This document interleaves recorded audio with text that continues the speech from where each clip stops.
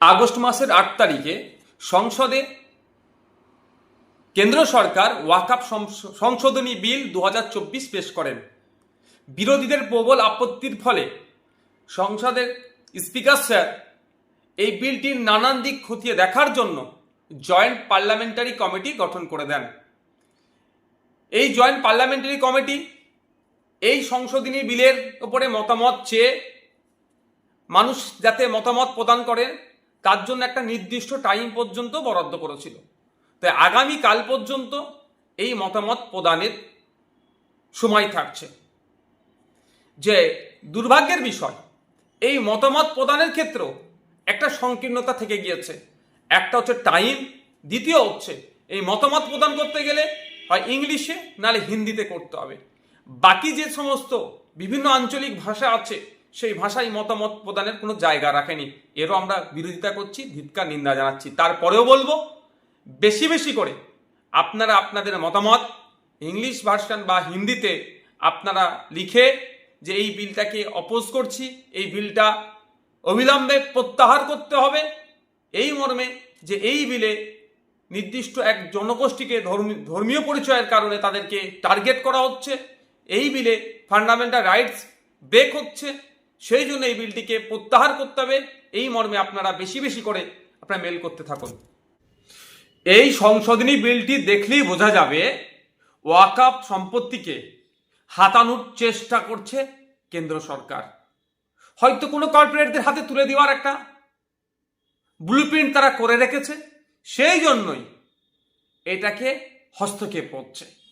আমাদের অনেকের জানা আছে বা অনেকের জানা নাই, ভারতীয় সেনাবাহিনী এবং ভারতীয় রেলের পরেই ওয়াকফ বোর্ডের জমি আছে প্রায় 9.4 লক্ষ একর ওয়াকফ জমি আছে। এটা সম্পূর্ণরূপে মুসলিম সমাজের ব্যক্তিগত সম্পত্তি। মুসলিম সমাজের পূর্বপুরুষেরা ধর্মের জন্য, মাদ্রাসা মসজিদের জন্য, মানুষের জন্য এটা উৎসর্গ করে গিয়েছে। এটা সরকারি সম্পত্তি নয়। সুতরাং সরকার যদি এই ধরনের অবৈধ পন্থা অবলম্বন করে হস্তক্ষেপ করার চেষ্টা করে, কোনোভাবেই এটাকে মেনে নেওয়া যাবে না। এই সংশোধনী অসাংবিধানিক বলে মনে করছি, কারণ সংবিধানের 14, 19, 21, 25 ধারাকে এই সংশোধন লঙ্ঘন করছে। সংবিধানে মানুষের মৌলিক অধিকারকে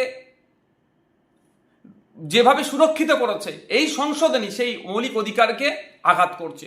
ধর্মীয় স্বাধীনতা, ধর্মীয় প্রতিষ্ঠান রক্ষার যে অধিকার সংবিধান দিয়েছে, এই সংশোধনী সেটার উপরে আঘাত আনছে।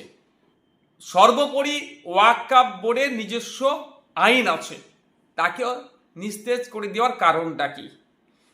আর যেটা আমাদের ভাবাচ্ছে সেটা হচ্ছে ওয়াকফ বোর্ড গঠনের জন্য নির্দিষ্ট যে সিস্টেম আছে সেটাকেও পরিবর্তন করার চেষ্টা হচ্ছে। সুতরাং এই সংশোধনীকে কোনোভাবেই মেনে নেওয়া যায় না। আমি সমাজের সমস্ত স্তরের মানুষের কাছে আবেদন করছি যে আপনারা সকলে এগিয়ে আসুন, জয়েন্ট পার্লামেন্টারি কমিটিকে আপনারা সকলেই মেল করুন।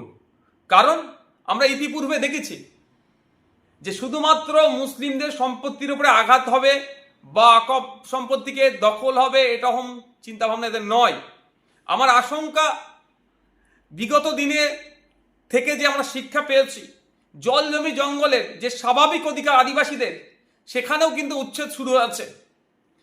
আমাদের ওয়াকফ সম্পত্তির ওপরে যেভাবে নজর পড়েছে, হয়তো আগামী দিনে আমাদের হিন্দু সমাজের পূর্বপুরুষেরা দেবদেবীর জন্য যে সম্পত্তি উৎসর্গ করে গিয়েছিল, সেই দেবত্ব সম্পত্তির উপরে হয়তো এদের নজর পড়তে পারে।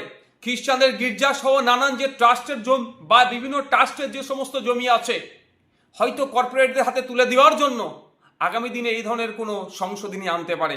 তাই সুতরাং সমাজের প্রত্যেকটা স্তরের মানুষের কাছে আবেদন করছি, এগিয়ে আসুন। ধর্মনিরপেক্ষ ভারতবর্ষকে আমরা আরো শক্তিশালী করি। কোনো ধর্মের ধর্মীয় স্বাধীনতায় বা নিজস্বতা যে আছে তাতে হস্তক্ষেপ করলে আমরা সকলে মিলে তার বিরুদ্ধে প্রতিবাদে গর্জে উঠি। এখন প্রতিবাদের স্টেজে আছি, সেটা হচ্ছে মেল করতে হবে জয়েন্ট পার্লামেন্টারি কমিটিকে। আমরা সকলে সেখানে মেল করি। ইতিমধ্যে জয়েন্ট পার্লামেন্টারি কমিটির কাছে 1 কোটির অধিক মেল পৌঁছেছে। আরও বেশি পাঠানো আমাদের প্রয়োজন। তাই আপনাদের কাছেও আমি অনুরোধ করছি, জয়েন্ট পার্লামেন্টারি কমিটির যে মেল আইডি আছে সেই মেলে আপনারা আপনাদের মতামত অর্থাৎ এই বিলটিকে প্রত্যাহার যাতে করে তাই সেটা লিখে পাঠাবেন। JPC ওয়াকআপ -lss@sansad.nic.in JPC WAQF LSS@sansad.nic.in আপনাদেরকে অনুরোধ করছি এই মেল আইডিতে আপনারা মেল করুন।